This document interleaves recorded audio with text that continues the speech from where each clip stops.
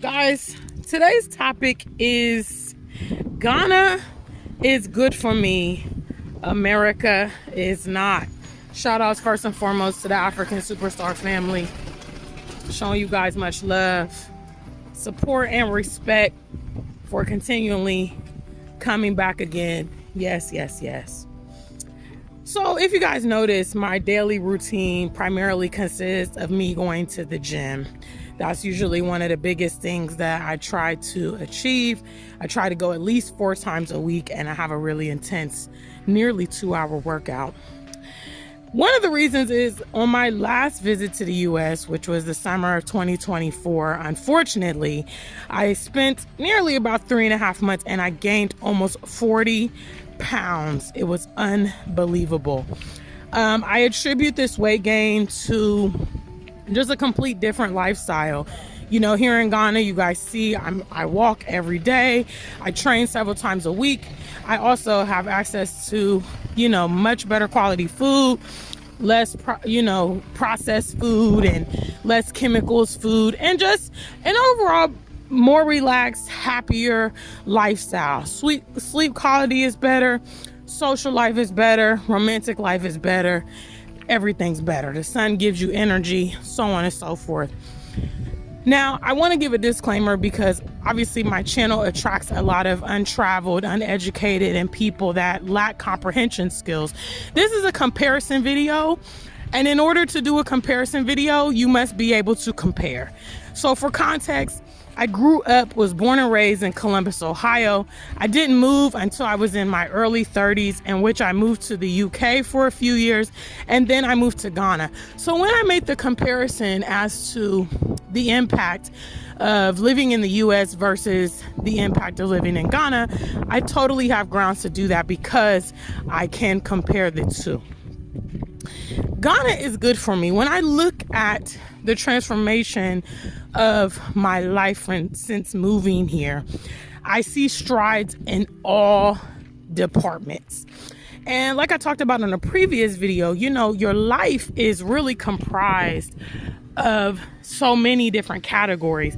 In the Western world, we are kind of groomed to put most of our focus on money and material things, and we neglect so many other aspects, such as community, such as mental health, such as relationships, such as physical health, such as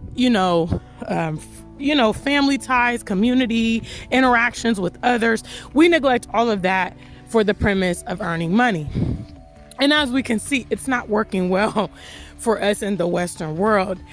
And the irony is, growing up there, those areas that the focus was supposed to be on were not particularly heavy and serious interests of mine.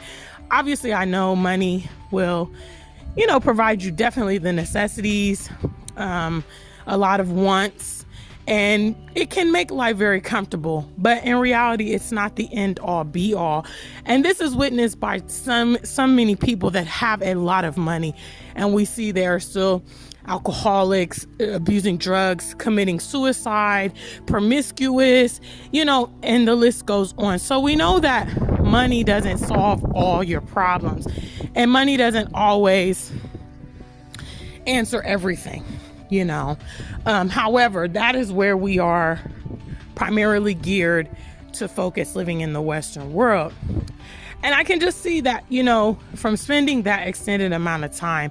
Last summer was the first time that I have spent that amount of time in the US since I lived there and moved away in 2017. Since then, I don't really spend more than a week or two in the US.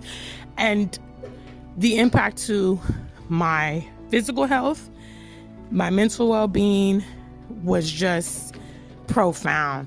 And it's now March of 2025, and I'm still dealing with the fallout.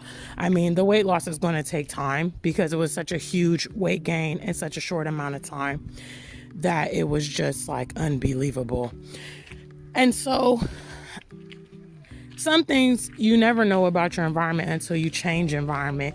Some of you living in the US, you don't know exactly how toxic your food is, how poor your lifestyle is, how poor your sleep is, all these things you don't recognize because you've just kind of adjusted to that's how your lifestyle is. But when you actually experience other things, you then realize that, oh my gosh, I was really going through it. I'll tell you this story before I conclude this vlog. So when I first moved from the US to the UK in 2017, I was taking this particular birth control that I had got from the local Planned Parenthood in my neighborhood. And I took the package to the new, female health clinic in my area. And I told her that I just wanted something comparable. This is what I've been taking and, whatever. And the doctor said, she was shocked when she saw the type of birth control that I was taking, which was just a, tablet. It was one of the more inexpensive tablets that they offered at Planned Parenthood. I didn't really inquire a lot about all the different types. I didn't want any type of injection or IUD or anything like that. I wanted the ability to quit, start and stop if I wanted to. So I thought by the tablets, it was just the easiest option. So anyway, she says to me that if she prescribes me something along these lines in the UK, she can lose her license because it put me, because of my weight, height, and my BMI, it put me in an advanced risk for stroke and blood clots.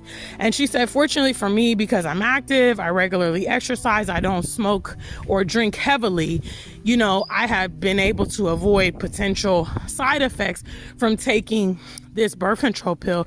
And, that was when I realized, wow, I was taking something that could have been harmful to me, completely unaware. And she asked me if they, gave me any type of pamphlet or any type of information about the risk, or, she said, but she said just based off of my height, weight, and BMI, I should have never, ever been put on that type of prescription. So I just say that to say some of the things in your environment are having an impact on you. And you may have been fortunate to not receive any of those side effects currently of your environment, such as police brutality, such as certain things of systematic racism, such as health conditions and all of that. But the truth remains, when you live in a toxic environment, you cannot escape all of the toxicity. It's around you and it can consume you and it can impact you. You're fortunate if you've managed to avoid those outcomes up till now, but that doesn't mean that you will always be lucky to avoid it. So yes, guys, let me know what you think about. And I want to also say, go check out my song Ghana is Good for Me. Ghana is Good for Me is the first song I ever wrote, and it's literally about a day of mine here in Ghana. So go back and listen to the lyrics and you will say, oh, this is actually Gina's day. I want to shout out Biggie Smalls. He kind of motivated the writing style because I really wanted to paint a vivid picture of my day-to-day life here in Ghana. So go check out that official music video. It's here on the channel for you to see, and you can see the song that started it all. Until we meet again, stay black and true. If you ain't black, just stay true.